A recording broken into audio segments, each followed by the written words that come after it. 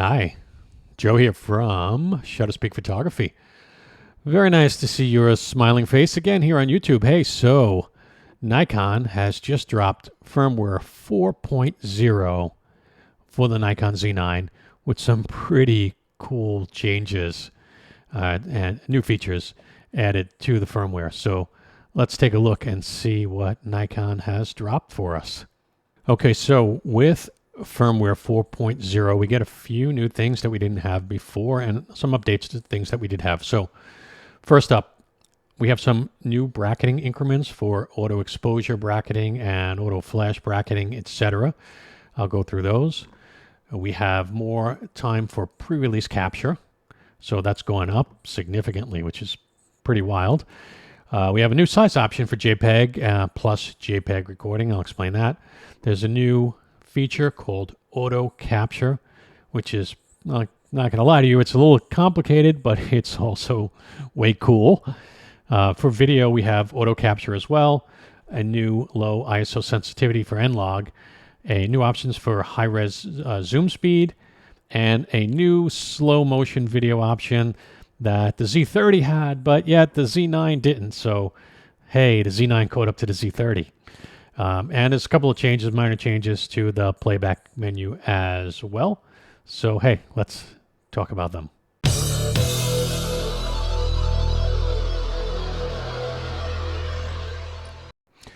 Okay, so updating your firmware, you're going to download this firmware from the Nikon website. I'll leave a link in the description of the video. You're going to go to your setup menu, that's the wrench, and you're going to go to the very last option, which is firmware version. Click to the right and you will see there if you have the firmware loaded onto your CF Express card.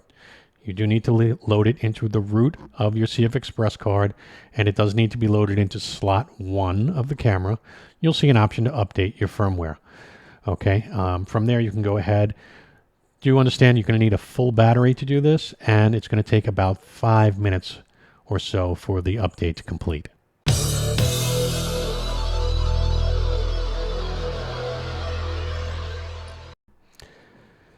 Okay, so we have new increments in auto bracketing. So in your photo shooting menu under auto bracketing, you're going to see a few new options now. So we now have for auto exposure bracketing and flash bracketing, auto exposure bracketing, or just flash bracketing. We have the increments of 1.3, 1.7, 2.3, and 2.7. Those have been added when 1/3 step increments are selected in the custom settings menu B2. Now, we also have increments of 1.5 and 2.5, and those will be available when half step is selected in custom settings B2. So you're not going to see all of these depending on what you have set in B2. And for me, by default, it seems that when I updated to firmware 4.0, I seem to be in the 1/3 stop. That seems to be selected for me. So if I scroll through my bracketing, you're going to see I have 1.0, 1.3, 1.7, 2.0, 2.3, etc. So if I wanted 1.5, I would have to go into custom settings B2 to change that. If we select increments of 2.0 or more, we're limited to 5 shots. If we go down to 1.7, you see we can go all the way up to 9. I think that's as high as we can go. So depending on what increments you choose, that's going to affect also the number of shots that you can select. But again, these are all controlled here. We have to go down to, oops, I'm sorry, I went too far, to B2. Let's take a look at B2, EV steps. So, and there we have our options for 1/3, 1/2, or 1 EV. And that's what's going to show in your photo shooting menu. So just keep in mind here, the pencil, custom settings, we're controlling what shows up in the photo shooting menu in terms of stops. 1/3, to me, seems like a good option because it gives you a lot of control. But you know, again, you may not want that much. You may want to change yours to 1 EV steps or half. But the good news is you have the option.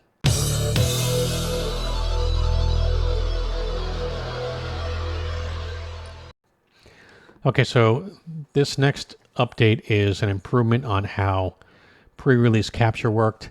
Okay, it's a little bit confusing, but just kind of follow me through on this. So now, if you are in the custom settings menu D4, pre-release capture options, if you have pre-release capture set to anything, other than none, so let's say, for example, I picked 1 second. In the previous firmware, you would half press the shutter button, and that would activate pre-release burst. You had 30 seconds until you press the shutter button, or pre-release burst would essentially deactivate. That has now been changed to approximately 300 seconds. So you're going to have about 5 minutes. So you're going to half press the shutter, and you have about 5 minutes of time before you full press the shutter. Otherwise, the option cancels out. Okay, so I hope you understand how that works. It's not a change in the amount of burst time. It's rather a change in the amount of time that the burst will stay active before it cancels itself out.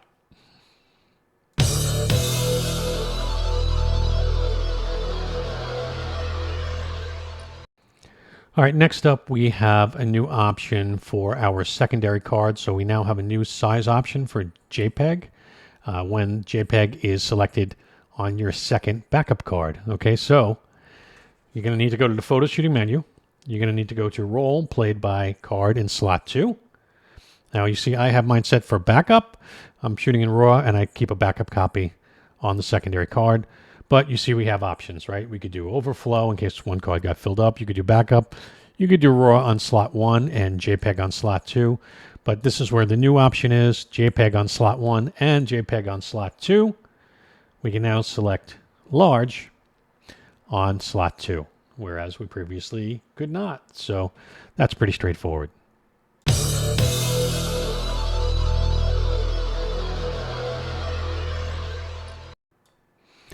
Okay, so we also have some new options that we can program our function buttons to. One of one, which I'm very excited about, switch eyes. Imagine being able to switch the eye that the camera is focusing on by just pressing a programmable function button. I'm so happy about this, and I'm definitely programming this into my function 3 button. But let me tell you what you can now set. It's going to be in the custom settings menu, F2, your function buttons. Switch eye is now one of them. Power zoom plus, power zoom minus for lenses that support power zoom, and exposure delay mode. And then in your custom setting G2, let's go over to that. First off, I'm going to program that right now. And let's go over to G2. And there we go. Custom controls for video. We have the same thing. We can do switch eyes, power zoom in and power zoom out as well. We also have a reset option now where you can reset a function button back to its factory default should you want to do that for some reason. And some new customizable controls, white balance, playback, flash, and a bracketing button. All those buttons are now programmable. So, for example, if you'd never used the white balance button, you can program it to something else. So white balance, playback, flash, and bracketing, all of those are now programmable. If you do want to reset a function button, all you need to do is highlight the function button and then press delete. You'll get this menu that says reset F3. Well, I just happen to be on F3, whichever button you select. Press yes, and it is reset back to the factory default.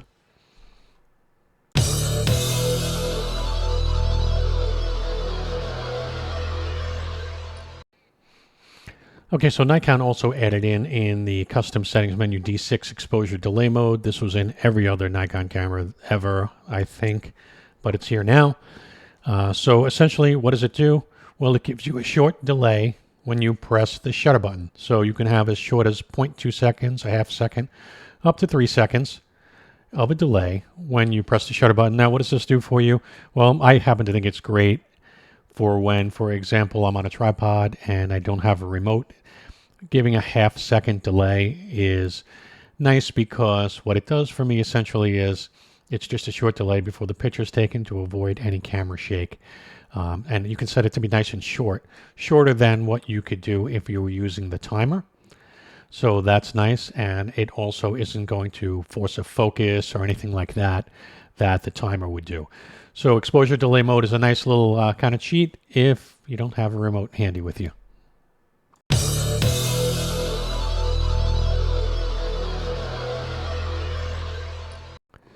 All right, next up, another incredible feature, new feature, auto capture. It's the very last option on your photo shooting menu. There's a lot to this, and I will definitely have to make an entire video just on auto capture, but I'm going to show you quickly how to use it to get started. But there's a ton that this feature can do. All right, so entering into auto capture, you do need to have a lens on your camera, and that lens needs to be kind of activated. So let's say you have the 24-70 f4, you need to rotate it out. If that lens isn't rotated out, the start's not going to appear, and it's going to tell you the camera's in a mode that's not, capable of running this mode, this auto capture feature. So that being said, then you do have presets that you can save, but they're all basically blanks. And what you really need to do is just press start. Once you press start, you're going to see a whole another menu kind of that appears on the back of your camera or in your viewfinder with a whole bunch of options. And this is where you're going to set everything up. Okay, so the first box here is motion, but we have three options. It can be motion, it can be detection, like people detection, right? Or it can be distance, or it could be a number of different things in terms of detection. Let's take a look at detection, right? Subject detection, distance. We can have all of them, we can have some of them, or just one of them. So again, for now we'll just leave it at motion. From there we have speed and size. All right, so we're going to rotate the back command dial for speed, front command dial for size. Okay, so in terms of speed, rotating the front command dial. Oh, I'm sorry, I'll take it back. Rotating the back command dial changes speed. My bad. Back command dial changes speed. So putting it on, let's say, for example, 5 would mean something would take about 1 second to cross the frame. It's one of these crazy Nikon engineering things that goes backwards. So 1 would be 5 seconds, 2 would be 4 seconds, 3 would be 3 seconds, 4 is 2 seconds, and 5 is 1 second. Or if you want to look at it another way, 5 would be the shortest amount of time, with 1 being the longest amount of time it would take for something to go through the lens to activate motion detection. Okay, yes, it should have been 1 should have been 1 second, and 5 should have been 5 seconds. It's backwards. Go figure. That's Nikon. And then in terms of our subject size, which is our front command dial, okay, again, same thing. 1 being the smallest, 5 being the largest. So 1 being something that's 4 focus points or larger. 2 is 8 focus points or larger. 3 is 14 focus points or larger. 4 is 24 focus points or larger. And 5 is 34 focus points or larger. So 1 being something very small, 5 being something much larger, okay, to activate your motion detection, okay? Then once you have that set up, you can hit the magnifying glass, okay? And then you'll see direction. So here we can choose what direction the object is going to move through our frame by clicking OK and toggling directions on and off. And once you're satisfied, hit magnifying glass plus for OK. And then we hit the I menu to go back, okay? Here we can choose the type of detection, but we don't have that actually set up, so we would need to go here and say detection. So once we do that, then we can go back, and it still doesn't let us change. I'm sorry, for whatever reason I didn't save that. Okay, so I clicked OK. I have to hit magnifying glass plus. Now I can go here, and I can change the subject type by magnifying glass minus, and you can see I can have auto, person, animal, or automobile. I'm going to leave it in auto. And you see it, there's a lot here, and the buttons are all over the place. So I menu to get back, magnifying glass minus to select the subject type. I don't really know exactly how they set this up, but they did. We don't have distance, so I can't alter this, but if we did select distance, now we have to click magnifying glass plus. Now we could set the distance by using our focal point.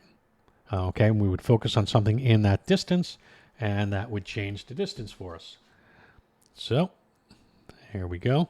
So we now have 3.6 meters on the far side, or 0.5 meters on the far side, depending on what we're focusing on. Now, if we want to change the near, we spin the command dial.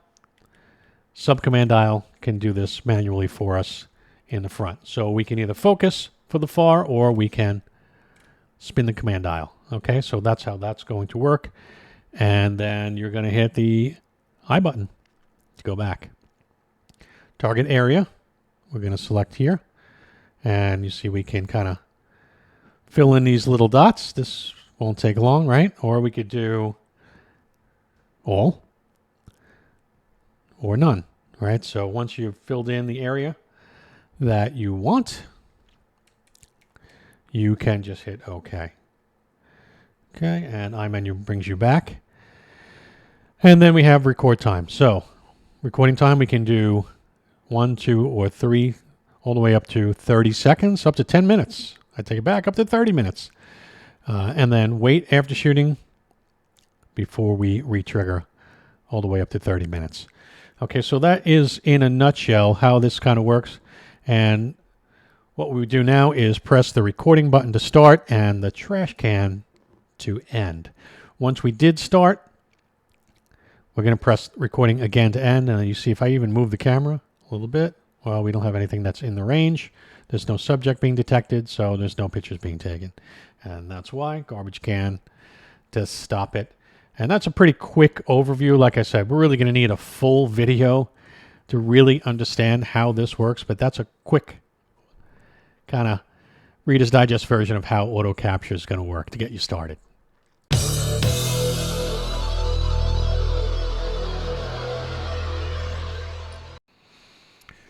Okay, so video, we now have the 3 HD slow motion modes. So the Z9 has caught up to the Z30. How about that? So what do we have? We have 1920 by 1080. You're going to get an output of 30 frames progressive, which would be 4 times slow motion. You have 1980 by 1080 at 25 frames per second progressive, or 4 times slow motion there as well. And then 1920 by 1080 at 24 frames progressive per second, which would be 5 times slow motion. Now, there is a catch to this. You have to be in H.264 8-bit mode. So how do you get there? Video file type, 1 up. Again, we're on the video recording menu, by the way.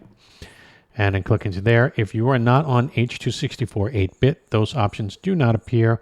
So for example, if you are on H.265 8 or 10-bit or any other, those options will not appear.